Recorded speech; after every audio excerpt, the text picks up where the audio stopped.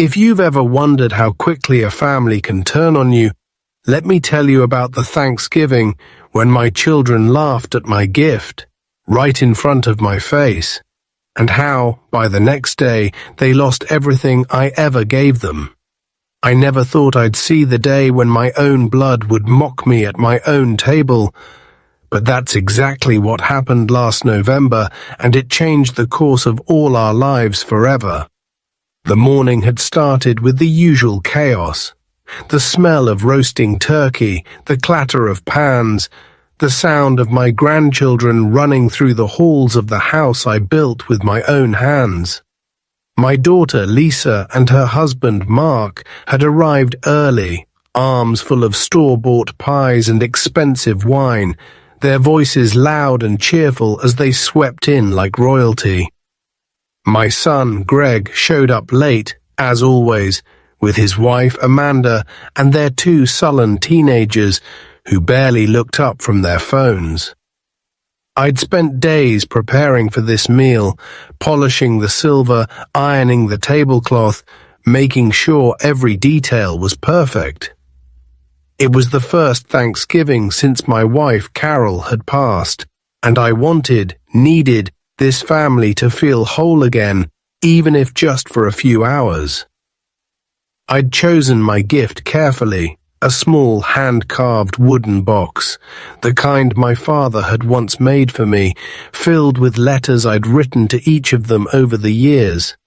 Memories, advice, stories of their childhood, and a check for each, enough to help with whatever they needed most. I wrapped the box in gold paper and set it at the center of the table, thinking it would be a moment of connection, a way to remind them of the love that still bound us together. But when dinner was over and I handed out the envelopes, Lisa was the first to open hers. She pulled out the letter, glanced at the check, and then burst out laughing. "Dad, what is this? A box of old stories and a check? Is this supposed to be sentimental, or just sad?" Mark snorted, waving his own letter in the air. "I guess this is what happens when you get old and run out of ideas. Next year, maybe just stick to gift cards."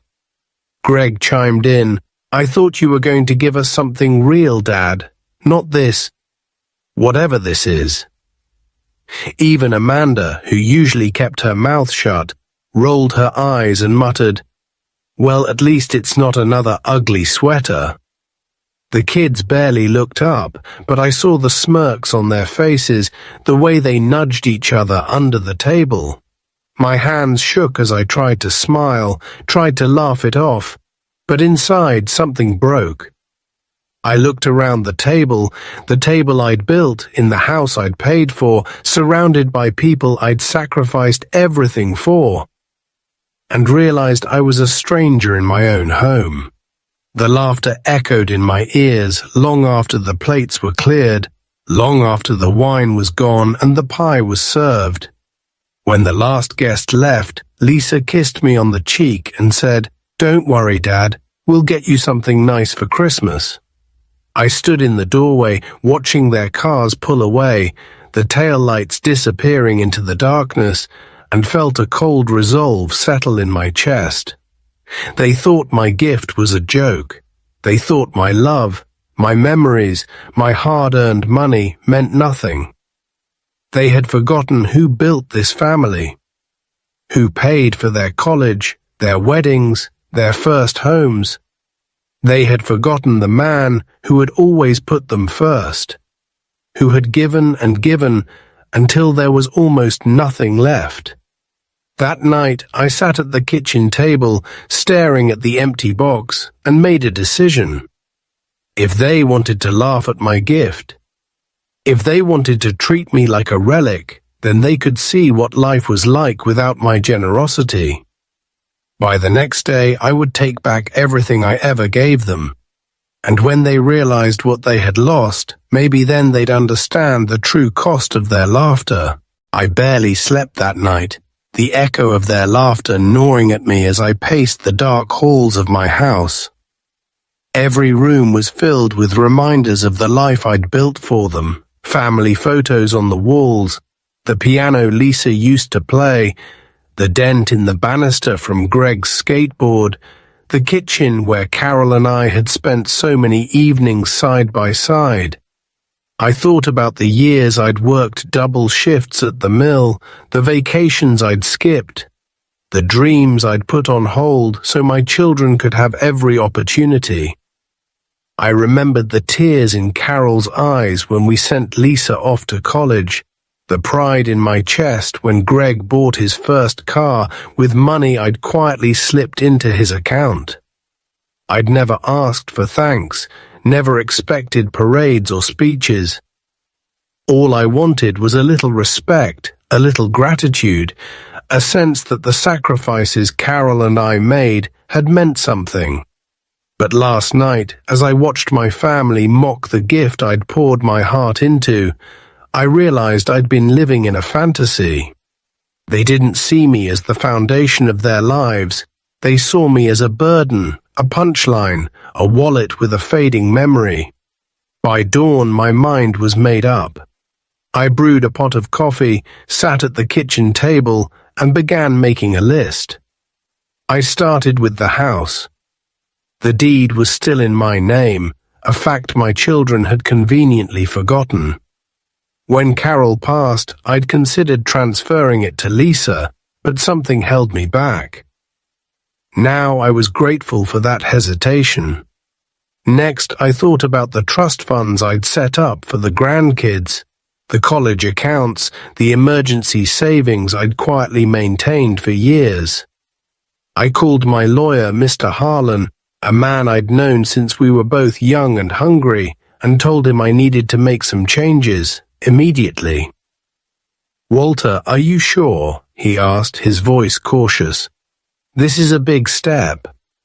I told him what had happened, every humiliating detail, and by the time I finished, he was silent for a long moment. "I'll get the paperwork started," he said finally. "You deserve better than this." I spent the rest of the morning on the phone, calling banks, freezing accounts, redirecting automatic payments, changing beneficiaries. I called the property manager for the rental house Greg lived in, the one I'd bought for him when he lost his job, and told her to issue a notice. The lease would not be renewed. I called the dealership where Lisa's car was financed, under my name, of course, and arranged to have the payments stopped. I even called the private school where Mark and Amanda's kids were enrolled, letting them know the tuition checks would no longer be coming from me. Each call was a small act of liberation, a way to reclaim the years I'd spent being taken for granted.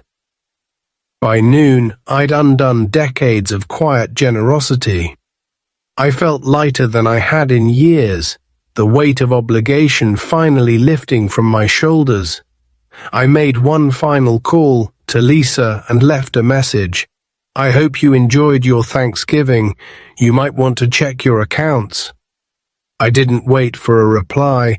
Instead, I poured myself another cup of coffee, sat in the sunroom Carol had loved, and watched the world outside come alive with the promise of a new day.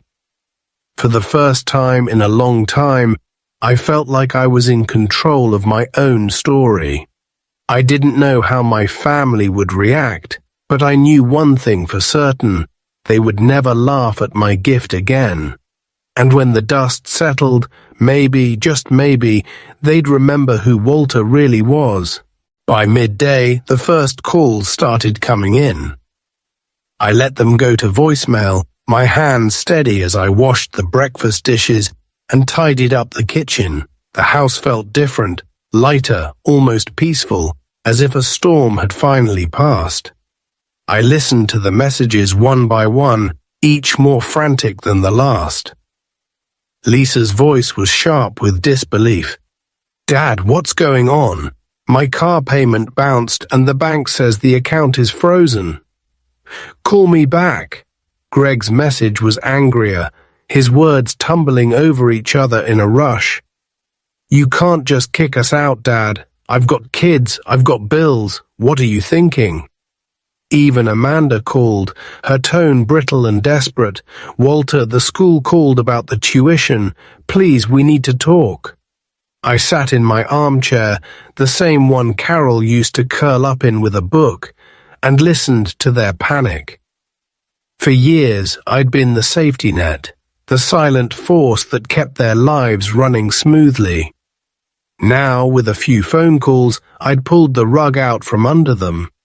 I felt a pang of guilt, but it was quickly replaced by something fiercer: pride. I was done being invisible. I was done being the family's silent benefactor, the man whose only value was in what he could provide.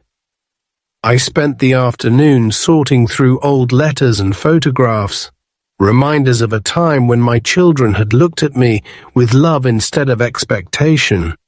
I found a picture of Lisa on her first day of school, her hand clutching mine, her eyes wide with trust.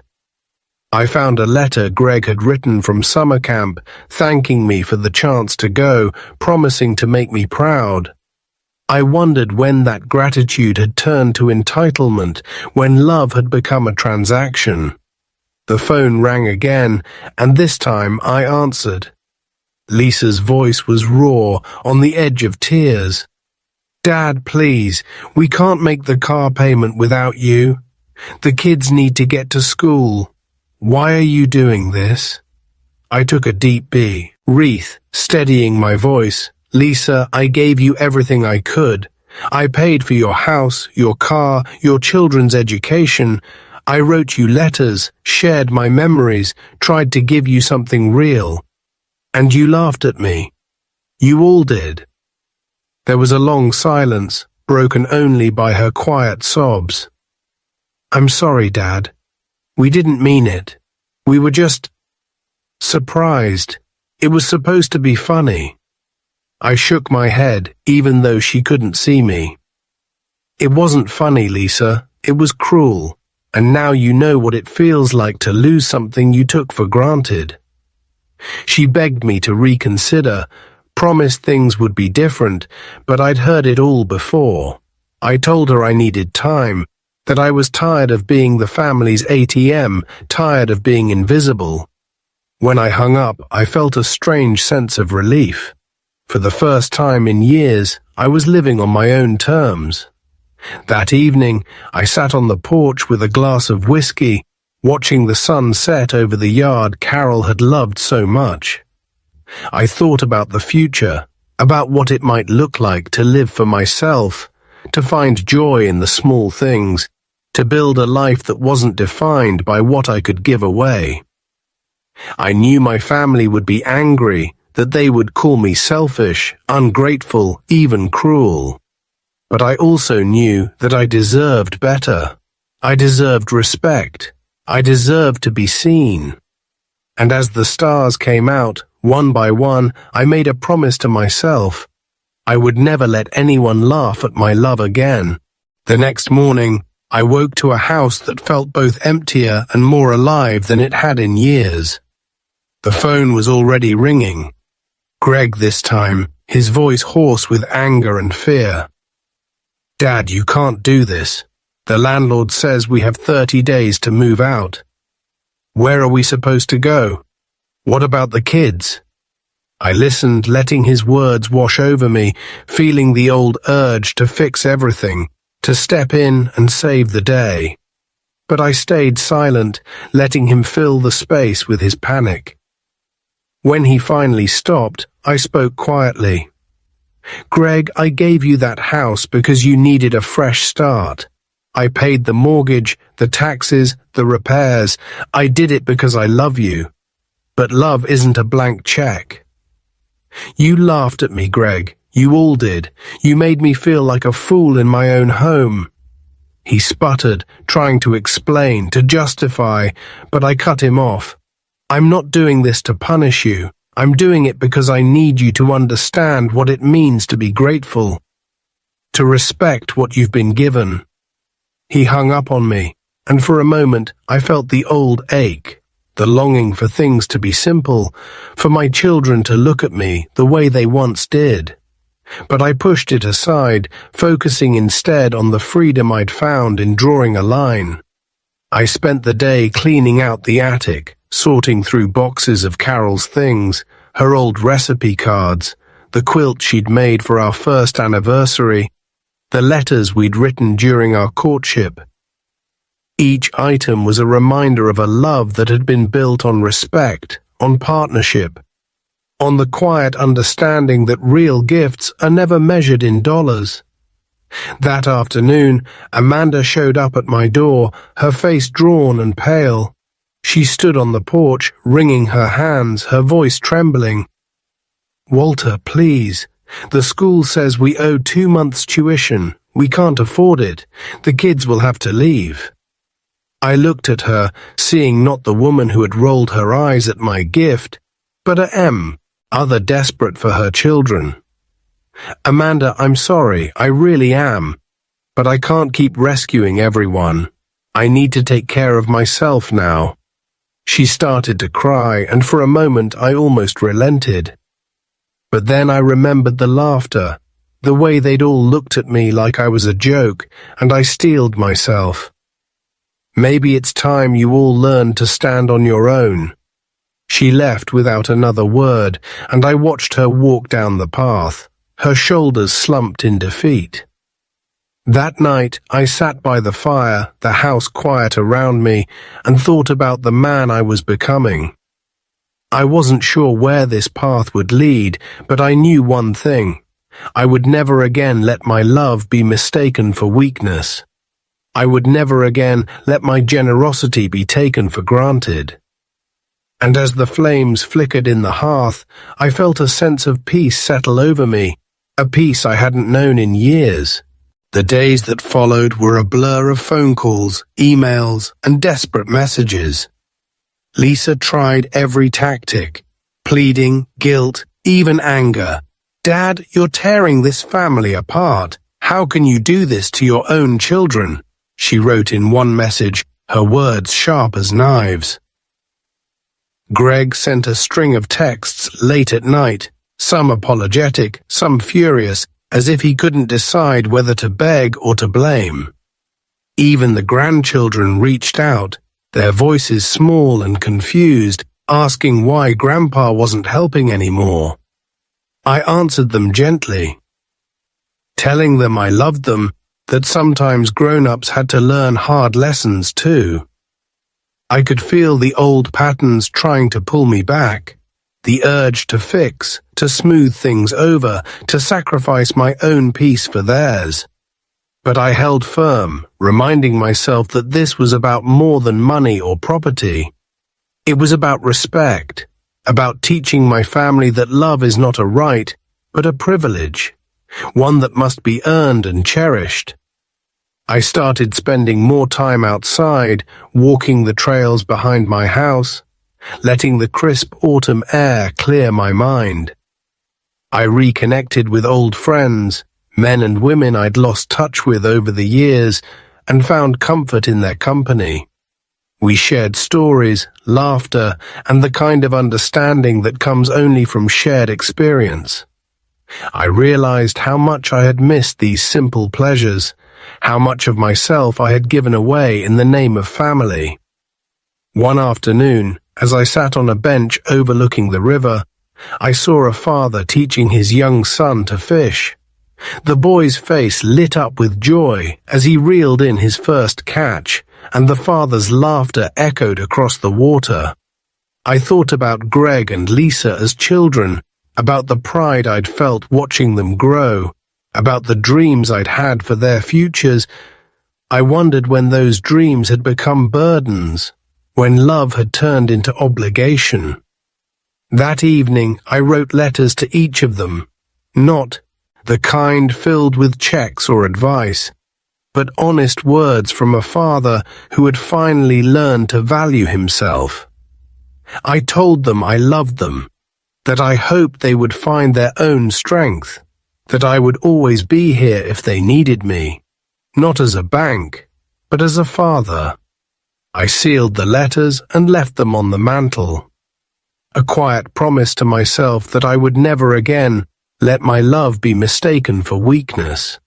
As the days grew shorter and the leaves began to fall, I felt a sense of hope stirring in my chest.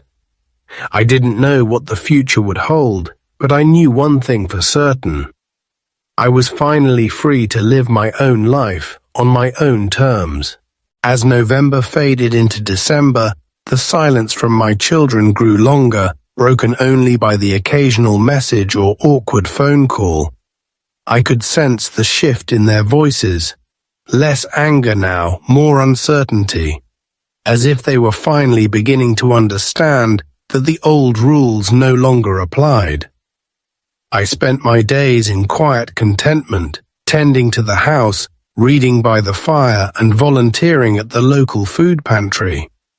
The people there didn't know my story, didn't care about the drama of my family, and I found comfort in their easy acceptance, their gratitude for a warm meal or a kind word.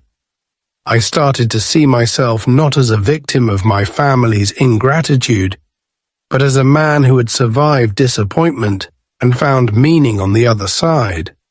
One snowy afternoon, I received a letter from Lisa.